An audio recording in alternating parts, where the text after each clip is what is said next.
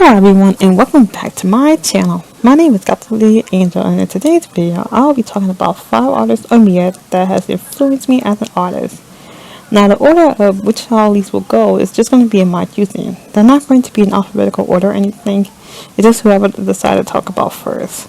Now the point of this video is to just about me gushing over the many artists and mediums that I like that influenced me as an artist, and as well as showcasing their artwork as well. And me talking about what made me like their art so much and what impact on their art has influenced me. And I'm also hoping by talking about these medium and artists is to get you guys knowing about some new artists or medium that you probably never heard about before. And also for all the artists in here that I will be referencing in the video, you can find their social medias in the description in the box below, except for some of them that I will not be able to just put below, but you can easily find them by typing their name up. But now let's get started. Mirka Andolfo. I probably might be saying her name wrong, but Mirka Andolfo has been one of my most recent influences as an artist. I recently discovered her work about 2 to 3 years ago, randomly on Instagram. I forgot who in my feed that I saw her artwork from. But once I saw her artwork, I just fell in love with the art style in general, and as well as her comic work and pasting. Her style is very vibrant and stylish and so cool. Ever since I learned about her work, I had to eventually get her comics. And with her comics in general, they also has played a huge impact on my own manga work as well. Because I love her paneling and layout, and I often utilize and look at her work along with other comic/manga artists to analyze her panel layouts and to try to incorporate into my own work, which I have done a lot of lately. And due to this, I feel like it has impacted me a ton on my paneling, because I feel like it now has this like Western/manga paneling influence style because of me digesting not just manga artwork but also Western comics as well. She not only has her own comics as well, but she's also big in the industry with the two big two, and as well as other comic book publishings as well. She has continued to inspire me in my own hard work and in my stories and illustrations. I just want to be able to be like her, living a life of creativity, creating art and doing art, and just living life. You can check out my Instagram if you like of me with her in a photo together. Because recently, last year, I made a fan art of many of her characters from a bunch of her works. And I've been wanting to do fan art of her characters for quite some time and just be able to give it to her. And it was the first time I had done something like this, and I was very happy that I did so, just because she has always been the more recent influence, as I've mentioned earlier, of my work. And I'm just so very happy I was able to do that and get the photo taken. It just made my day last year at New York Comic Con. I don't know if I can this year, but I would love to be able to buy some of her sketchbooks, because she has a couple of sketchbooks that I've already seen, but I never have brought up her work, and I would love to get them. And maybe I'll get some of her books I have or her signed. So I'll definitely see if I'm trying to get that to happen if possible. Hopefully with the way things are going, we'll have a potential turnaround. So we'll see. Wait. Now, yes, this is another medium. Also comic related / animation. Now between these two, I have to just bring it up because it will be discussed. I don't know why for some reason, but it seems to be a thing over there though. I'm not going to really say much here because I generally watched the two, but I never really pitted them against each other. But I'll probably talk about in the next video. But for this video, I'll be talking about Witch. Now, Witch is this show that I just was so different from the other shows at the time, especially since I was already invested into anime.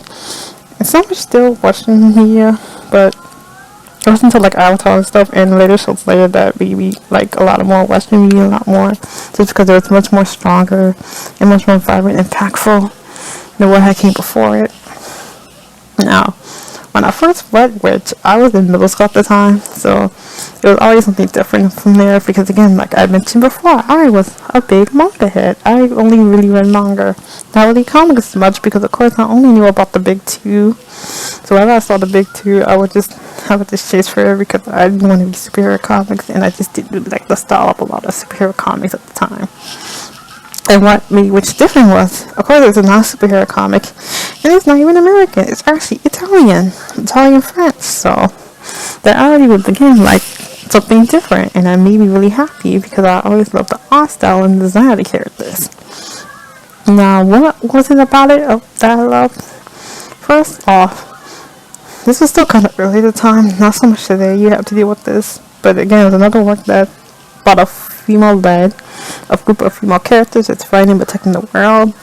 Like, you still have couples from time to time, but it still was not always as strong as it was now. So, if I had something like this that was out there, it's always had a huge impact on me, and I just loved how the show was and how everything was. And again, even the comics, which I love, which I actually still own. I don't have it on screen, but I'll show some of the ones I own. These were the original comics. Like, everyone knows now of the comics that are being produced for INPRNT, but Disney originally released the comics with another group called Hyperion, and these are these versions of the books. They're not the same as the original ones, but for the most part, they're the same in terms of story. There's some different, like, pronunciations and grammars that I noticed between the ones that I have that I never realized. And I think it's very interesting, because I'm not in that spirit of typography and things like that, so I wouldn't know the difference between about what makes a punctuation impact, like a speech bubble or something like that, but I always thought it was very cool. So you can check that out if you like, and look it up online to see the differences of how the original version was handled between the one we got now. Again, the art is still the same, it's just, it was published differently, and we didn't get all the forms like we did now, thanks to INPRNT. But also, this show didn't just rely on the stereotypical girliness. That's not to say that shows and stuff like that do are bad. That's something that could be very good. So the main proof that it can be done, it's just that for which it wasn't in that case. We had things and stuff that was not exactly the same, and that was pretty much not overly girly. You still have to stand it like girls falling in love and things like that. But we're represent girls and people that get these powers and they're just young and don't know how to control it, and they also have to deal with standard teenage behavior and teenage life and being controlled this power while others don't know they have this power or doing things that they would expect they have to do. Now the author for this series, of which whose names I'm going to pronounce wrong, which I'm sorry, Alessandro Barbucci and Canepa, gave the series a wonderful and colorful, beautiful art style along with the illustrations, and even opened each chapter with a wonderful illustration that makes you want to know more about what's happening in the witch world. And again, this was something I never heard of until then. Stuff like that just always inspired me because I love seeing different art styles and different art, especially it being different from the standard big two publisher of comics. I had to know more further about them. And I'm still been a fan of which until this very day, and I do want to be able to get the rest of the newer edition of the Witch comics, thanks to INPRNT, who has released all of them now, and we can fully get the story of Witch as a whole in the American audience, or I should say a North American audience, because in Europe, all the books and comics remain over there. I don't know why they never continue releasing them here, but they make up for that now. So I'm glad to see you fix that issue and rectify it. Keiko Tamiya. Keiko Tamiya is a veteran manga artist in the manga scene, and one I have around to pretty recently. I only found out about her work in the past 2 to 3 years, and I am mad at myself about that. But why, Gothic? Why are you mad, you may ask? Well, it's because I'm a fan of a certain kind of content that you can see on the screen below. She was the pioneer of that very content, and I never knew that she actually was the one that started the genre itself. But these stories that she made were so much more emotionally different and graphic compared to the ones we have today. Now, the character stories I wish they would not have to deal with the same issues that these characters face. But Keiko doesn't only just create genre content, but she also creates work in a variety of different genres. Her work includes tons of just watercolor and marker uses, as well as classic screen tones, and her lines are very whispery.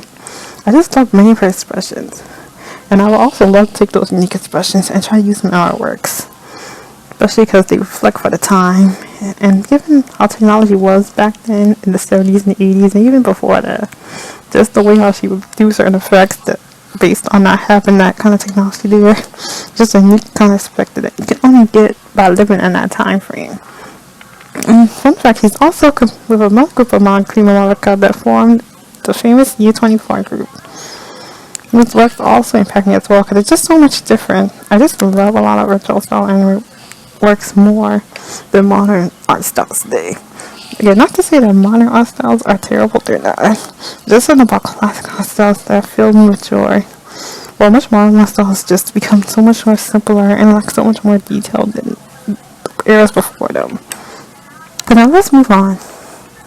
Guilty Gear.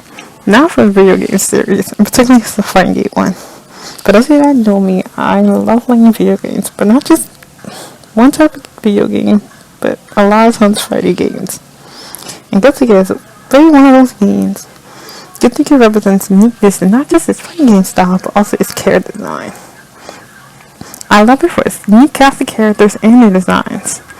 And I love what Oxygen West does for their music. They blend with these character designs, use rock and heavy metal music that you haven't had any video game, any even fighting game do before. And because of that, it represents Guilty Gear's unique appeal as well as the brand of Guilty Gear itself. Characters with wacky styles and how they behave. And with the rock and metal brim OST, it just represents the standard that has been put on par. And even with how they now animate their games and other fighting game franchises that they work on, they also turn that into a style as well. Because Guilty Gear kind of started this new kind of 2D mixed 3D blend that looks so well and that you just love so much, and you're just so shocked around that oh, we know this could be done before. We know that the world and technology is now so 3D fit, but how can we still get something 2D and full of life and not solely so much 3D? Well, let's tell you, they already did. You can check it out on YouTube. They released their GUC video. This was several years ago when they first started creating this tech for Guilty Gear Xrd, and they talk about how they went through that process, and you can check it out. It's a really good insight to show how they create that 2D, 3D hybrid that's so unique, that's so transparent, that has not been done before, that you just surprised at how it's been done. And it just surprised me so much because it's something I like to do myself. If I ever forgot 3D, I would love to have a style 3D so like that. It's like the Guilty Gear Xrd, and now the way the art does it for their current game style, like for DBZ and Korean Blue, ain't even dear enough. Because something about those is just so appealing that it allows it to stand out and still get the enemy flair that they have, while still catering to the times and not being solely so behind and so depicted on 2D. Now, finally, we're not going to talk about a specific game, but I will mention some in this, but let's talk about genre itself, and that is JRPG games. Now, if you don't know, JRPG stands for Japanese role-playing games. Now, what I love about these games is that games before, when JRPGs became a thing, you usually had much more simpler games that you could just quickly pick up and play and just enjoy your off time. What RPG games need to do differently, obviously, is that they actually have a lore, they have a story, characters and themes that they go through. Taking all these wonderful characters and following their journey and how they go out to save the world or to go out and change something for the world. Now, how did this happen, of course? We have the now famous legendary company Square Enix bringing us to the wonderful world known as Final Fantasy. And Final Fantasy set up the chain of what will be to come for a multitude of different companies and JRPGs all alike. Now, I guess I'm talking about this more in our perspective again. Now, what I love about these games is not only just their lore world, but how they design the characters. Get RPG characters coming up with so many different stylish outfits and tones that you can only do in these kind of games, because you want to make something so unique and different, just not just something with medieval. And get characters so stylish, looking so cool and so awesome, yet well, trying to save the world, dressing so bizarre and how no person would dress. That's because we can't be dressing plain when we gotta go on the journey to protect our world from this evil monster. We have to be looking fresh and fit. And this also has to become a trope because of one great famous artist, speaking of, and Tara Square Enix. Yes, the great Tetsuya Nomura. Yes, the man known for adding belts and zippers. Now, as for me, someone who likes alternative fashion, I never really had a problem with Tetsuya Nomura's designs. I always just love it because I prefer wearing certain styles of fashion, and I like some artist styles in fashion. They go beyond original ones that allow them to be a bit more flashy at times. I can just continue to gush about that in other artists as well that I like that do this. But I know I've seen a lot of people always complain about it because they get tired of the belts and zippers. Why have a zipper on something that shouldn't be there, like on a hat or something? Like, why not? That's the thing you do. You would respect that. I think it's awesome that he covers a lot of that into designs. And these designs kind of stand out for that reason, because you would expect them to see anyone else. Only Tetsuya Nomura can do that. And that's what I like.